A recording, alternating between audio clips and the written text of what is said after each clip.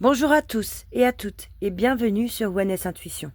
Aujourd'hui, on se retrouve pour le tirage sentimental des béliers pour cet automne 2025. Que vous soyez en couple ou célibataire, ce tirage va vous apporter des clés de compréhension, des éclairages et des conseils pour avancer avec le cœur.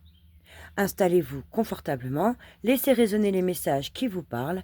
N'oubliez pas que c'est une lecture générale, donc prenez seulement ce qui vous correspond. On va commencer tout de suite avec la première carte qui représente votre énergie du cœur. Et nous avons la 7 de bâton. Cette carte montre un cœur combatif, d'accord, qui veut défendre sa place et ses valeurs. Vous n'êtes pas dans une énergie de passivité, hein. Vous voulez que votre vie sentimentale évolue dans la vérité et dans le respect de qui vous êtes. Cette carte peut aussi indiquer une certaine tension intérieure avec vous-même, hein, comme si vous aviez besoin parfois de vous battre pour préserver votre équilibre émotionnel. Si vous êtes célibataire, vous êtes prêt à vous affirmer avec cette carte, à dire non à ce qui ne vous convient pas, hein. C'est une force qui attire le 7 de bâton, mais qui demande aussi de ne pas se fermer aux opportunités, hein. Si vous êtes en couple, cette énergie peut montrer des discussions, voire des désaccords, hein, mais toujours dans l'idée de défendre votre vision de l'amour, et de préserver votre couple. La deuxième carte correspond à votre désir profond. Et nous avons la belle carte de l'As de coupe. C'est une très belle carte, l'As de coupe. Votre désir est pur et lumineux avec cette carte. C'est un peu la carte d'un nouvel élan d'amour, hein. L'As de coupe parle d'un cœur prêt à vibrer, à s'ouvrir à une rencontre profonde ou à réenchanter une relation, hein, déjà existante. Là, c'est vraiment le désir de connexion sincère. On parle vraiment d'un lien qui touche votre âme avec l'As de coupe. Ça, c'est ce que vous désirez profondément. Quel va être votre blocage ? Et nous avons le soleil, qui est une arcane majeure. Alors le soleil, à la base, c'est une carte magnifique. On voit bien là comment elle est belle, comment elle est colorée, cette carte. Elle est symbole de clarté, d'union, de vérité, hein, mais elle est placée en blocage. Donc il peut indiquer que pour l'instant, cette lumière-là que l'on voit sur cette carte tarde, hein, à venir, à se manifester pleinement.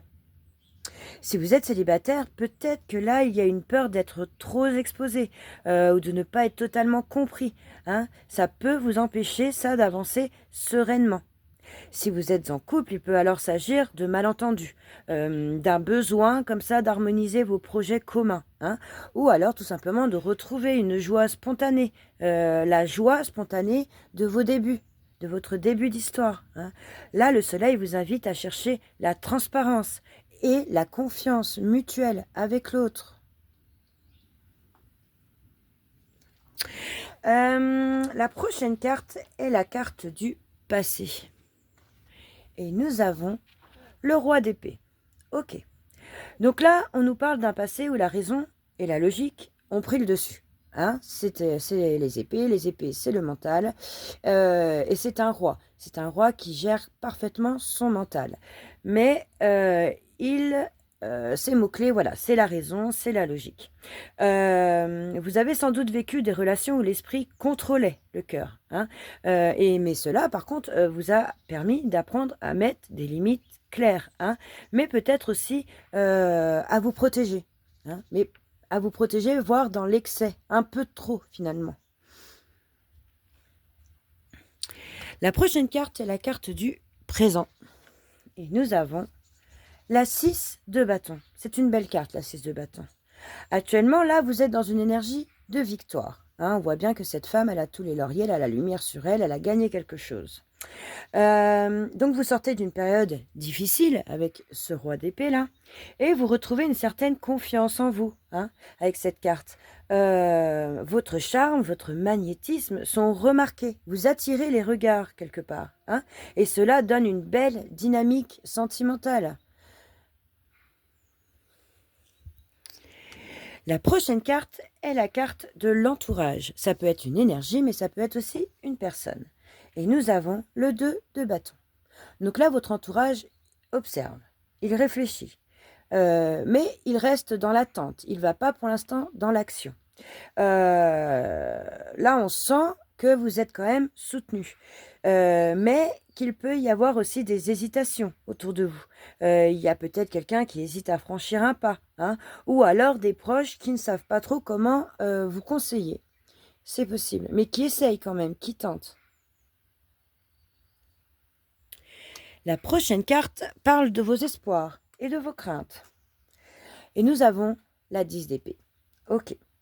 Donc là, on sent qu'il y a la peur d'une fin brutale avec cette carte, d'une trahison, hein, d'avoir le cœur brisé. Mais il y a aussi l'espoir que cette fin soit un tournant, soit une renaissance. Cette carte traduit bien cette dualité, vous voyez, entre le besoin de tourner une page et la peur d'en souffrir, de souffrir à nouveau. Hein, puisque le 10 d'épée, c'est quand même une carte assez difficile en soi, hein, mais c'est un 10, donc vous arrivez à la fin de quelque chose, vous voulez tourner une page, mais voilà, vous avez très certainement la peur de souffrir. Quel est le conseil de votre tarot? Et nous avons la 4 de denier. Le conseil est clair, ne vous enfermez pas dans vos certitudes ou dans vos peurs, hein. La 4 de denier conseille de trouver un équilibre entre sécurité et ouverture. C'est bien de se protéger, de vouloir se défendre, c'est ok. Mais tout ce qui est sentimental, tout ce qui est l'amour, hein, demande aussi de laisser circuler l'énergie, hein, de donner et de recevoir sans crainte. C'est ça votre conseil. Quel est votre futur proche? Et nous avons l'arcane majeur qui est la lune. Donc la lune, c'est une énergie profonde, c'est une énergie mystérieuse, parfois même confuse, hein. Dans votre futur proche, il va pouvoir y avoir peut-être des doutes, des illusions, ou alors des émotions fortes, hein, qui remontent à la surface. Mais la lune, là, vous pousse aussi à écouter votre intuition, vos rêves et vos ressentis. Si vous êtes célibataire, attention. Attention aux relations floues, hein, aux promesses incertaines. La lune, là, vous demande vraiment de voir au-delà des apparences. Si vous êtes en couple, il peut y avoir des non-dits qui pèsent, hein. Il est vraiment essentiel, là, de mettre de la clarté, de ne pas rester dans l'ombre de vos émotions, de dire à l'autre, de vous dévoiler, hein. Et pour le futur lointain, la dernière carte, qu'est-ce que nous avons, cher Bélier? Et nous avons la 3 de bâton. Ok.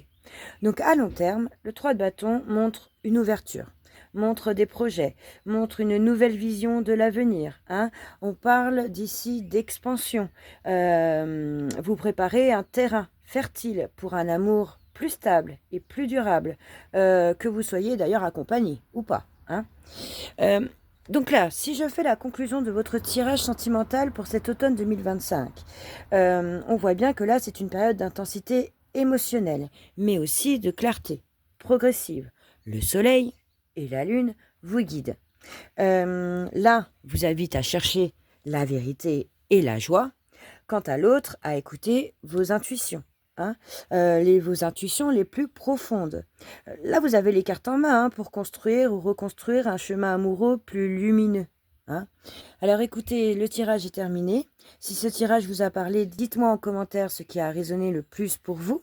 Êtes-vous plutôt dans l'énergie du soleil qui cherche la clarté, hein, en ce moment, ou alors plutôt dans celle de la lune qui demande d'écouter ses intuitions? N'oubliez pas de vous abonner à la chaîne pour recevoir les prochains tirages et de liker la vidéo, hein, pour soutenir ma chaîne. Je vous en remercie d'ailleurs. Et puis, je vous remercie aussi de me faire confiance, hein, pour vous aider à vous guider. Et on se retrouve très bientôt pour un nouveau tirage sur Oneness Intuition. Salut!